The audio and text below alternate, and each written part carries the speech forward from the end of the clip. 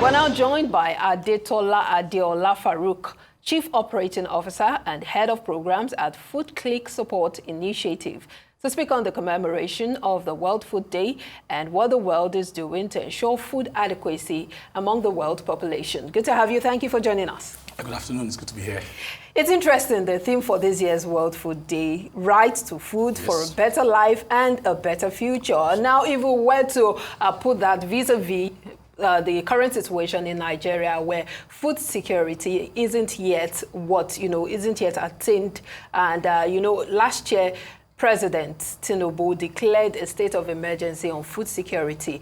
Where do you think we are in the scheme of things? Well, to be honest, we're still very far from reality, and definitely lots needs to be done when we're talking about food security as well as sustainable agriculture. This World Team Day for this year is well crafted for obvious reason. That is right to food for a better life as well as a better future, because we know that food is very imperative, it's very important to so many people across the world and also here in the country. And as we speak, so many Nigerians are facing huge hunger, daily basis, because that's what we work with, every time of the day. And we know that a lot needs to be done, not just by individuals, not just by government, by everybody, because so many of us are turning away from the reality, which is agriculture, which is something that everybody needs to embrace. But unfortunately, it's something that we are trying to bring awareness to, trying to bring to so many people around the world, so that we can put focus and help reduce food scarcity, as well as also embrace agriculture, which is very, very imperative. All right, Adetola, so when we talk about food security, obviously it's an issue in Nigeria, but how proactive is government itself in creating an enabling environment for public food production, if I may use that word?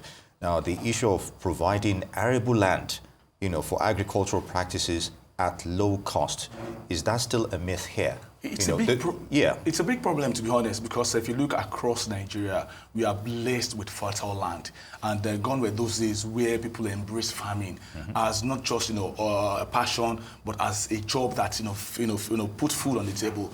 But now so many things are going against that. If you talk about security across the country, it's a huge problem. Farmers are not also given what they need to also farm quite well. Talking about a subsidized farming tool for them.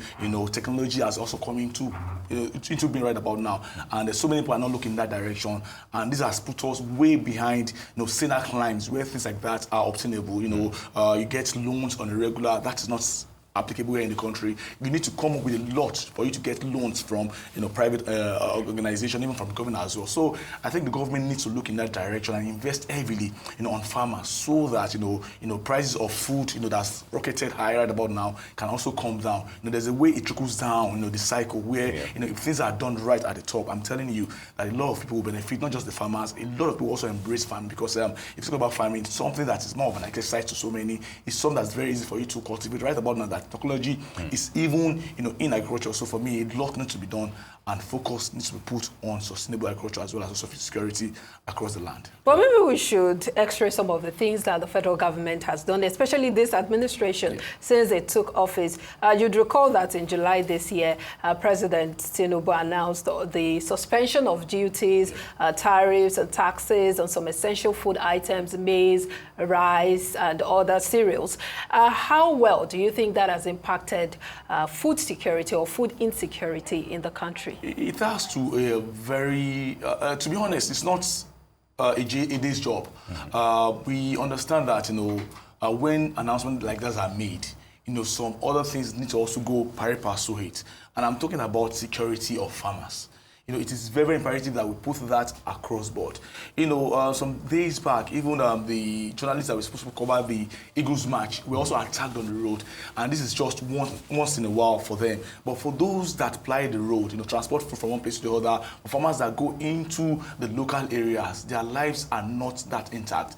And that aside also put a lot of issues on them. Yes, we know that governments are doing quite a lot, trying to subsidize, ensure that farmers get, every tools they need to work with. But it goes beyond that. Our roads are bad. The security of farmers are very much under threat. And once those little issues that we call little here, which are very, very big, are always around, in the end, it is something that we need to look judiciously into, because if we that are farmers that are not the lives are not put in place, are not kept appropriately, I tell you that no matter what they are trying to do, they will not give their 100%, because they know that before you see their cropping seed, anything can happen. And that is what we hear from time to time, even here in Lagos, where people are even farming as well too. They don't have adequate roads to even transport food from their farm to the localities. All right, Tola, on a healthy perspective, is it about eating to stay alive or eating to stay healthy?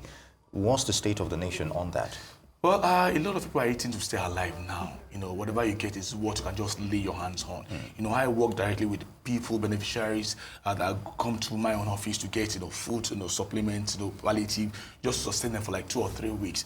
And whatever you can lay your hand on, especially when the prices of food, have gone, even staple items, not just, Absolutely. Yeah. About 2 years ago, items that you get less than 2,000 naira, not just double. It is more than double, and you begin to wonder where your next meal will come from. So it's not about just you getting what you want to eat. That's another different topic entirely. It's not about to eat healthy, which we also talk about. Nutritional value is very, very important, but a lot of people are not even looking to that. The most important thing is that let us even get food on the table, enough to go around, and that is something that we are still struggling on. But I know that if everyone come together, all these issues can be things that we battled in the past. Yeah. The SDG goal too. Says zero hunger by 2030. Yes. Are we moving closer to that? Are we even making moves to achieve that? And looking at the fact that, there was a release by the NBS sometime in 2022 that about 133 million Nigerians were multidimensionally poor. It looks like the means to even afford this nutritious food isn't there. Well, the SDGs are working, around the clock to ensure that by 2030, which was set for zero hunger, is achievable. But to be honest, it's something that a lot of work needs to be done. Personally, my own NGO, we have been on it for over 13 years, running now. We know that we are way far from where we are going to. When you think you are getting close to the solution, another issue comes up. And I tell you for free that to be able to achieve that zero hunger by 2030, then not just government, because here in the country we put every issues around government, but a lot of things that surrounds that, food security. A lot of people don't know how to manage food, which all in times cause a lot of hazard to the environment. A lot of things need to be addressed, but the most important one has to be availability of food, which is even a big issue. At time, when I was very young, you get to eat about 3 or 4 times in a day. Not talking about even evening food that is just like snacks. But now, for you to have 2 regular meals as a nutritional meal, it's something that you just have to say, well, I'm working. By the time you are very hungry, then you can go back to food. So a lot to be done, not just by government, private organization, individuals, myself, journalists as well, just to bring more light, to let everybody know that we are in it together. The more food you waste, the more you are putting so many people, in hunger. And if we try to, there's a program, mind you, that we try to rescue food across board.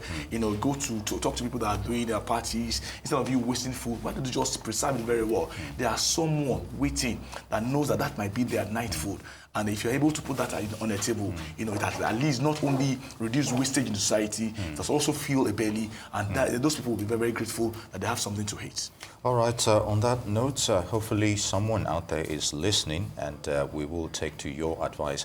As it were, Adetola Faruk, Chief Operating Officer, Head of Programs, Food Click Support Initiative. We've been talking about commemorating World Food Day. It's good to have you with us. Thank you so much. Thank you for coming.